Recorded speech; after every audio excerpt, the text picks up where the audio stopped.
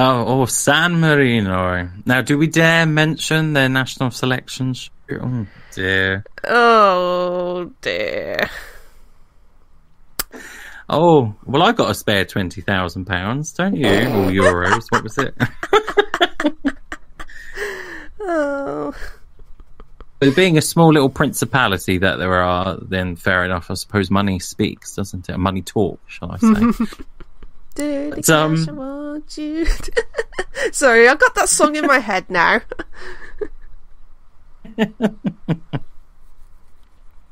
Anyway, go on. Sorry.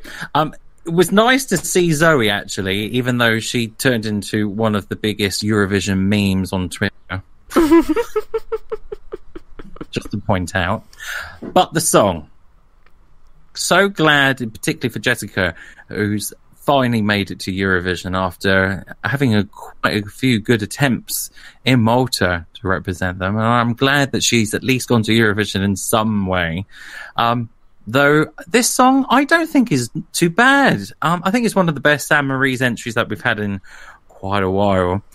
I think since 2013 in quality, I think, at least.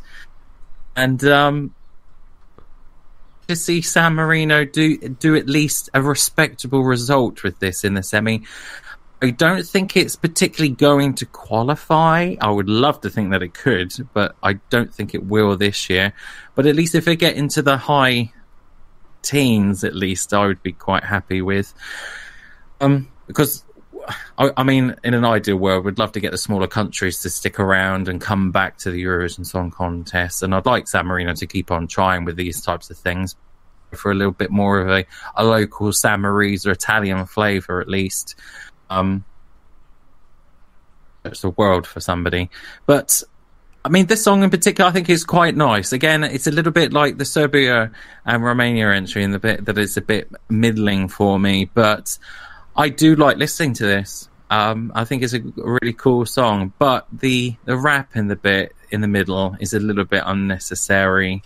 Like where with Bosnia-Herzegovina in 2016, I thought at least it gelled.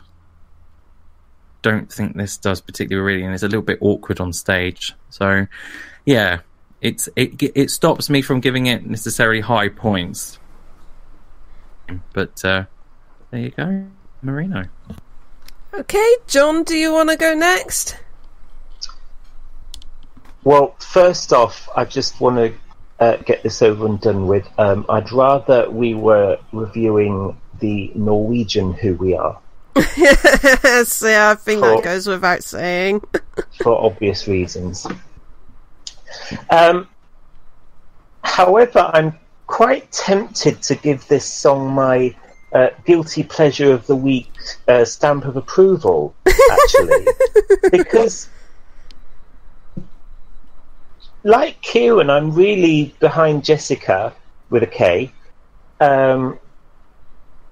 She's worked hard for this for years, and she's, even though she's not representing her own country, she's finally making it to Eurovision. And I like Jenny B as well. They seem like great girls, and they're making the most of the opportunity they have. The song, you can definitely tell it came from a songwriting camp, but I rather like it, and that's all I can say really for now.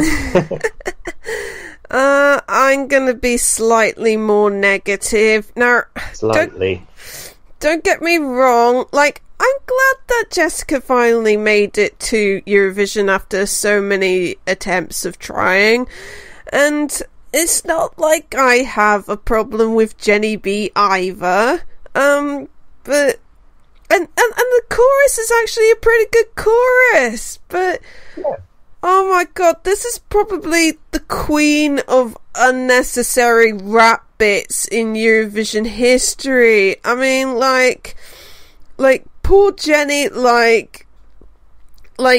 yeah, she was, from what I've heard, she was drafted in last minute because the guy who was originally supposed to do the rap pulled out, and yeah, it's just smacks of like a rap bit written by someone who doesn't know rap, and it's just, oh, I just get secondhand embarrassment from that bit, and I also appreciate that the big PR thing is that they've started this big anti-bullying campaign, which, you know, I very much appreciate and support, but oh god, it just oh, I just can't get behind the song, really. It's just like, I don't know what to make of the song, really, but all I know is that I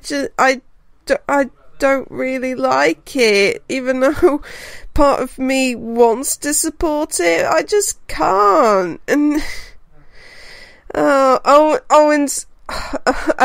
speaking of like the national final, like if you've seen the official video, they got those clapping robots in the performance, which just make me ugly laugh at how silly it looks.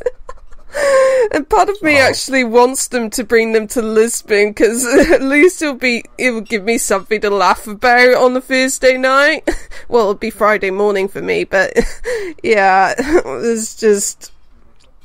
it's a nice idea, just bad execution in my opinion.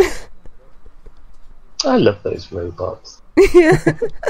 You see, They are rather cute, actually. yeah, they are.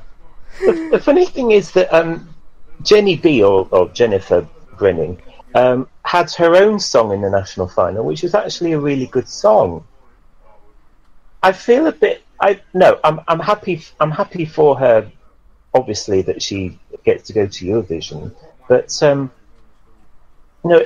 feel it's a little bit of a shame that she doesn't get to show off her singing voice so much. But you never know. Next year, 1 in 360 may come to call again. Who knows? We'll see what happens. Okay, any last words before we give this a score? I'll take that as a no. No, yeah, I'll take that as a no as well. Okay, so I'm going to give this a 1. Sorry, but yeah, I just can't. It's a 3. It's a 3 for me too. Okay, and the public, give it a 1 out of 5. Oh, 1? Yeah. Harsh. Oh, like, even if I, like, agree with them score-wise, is always very, like, it always feels very harsh when I see a public score as low as that.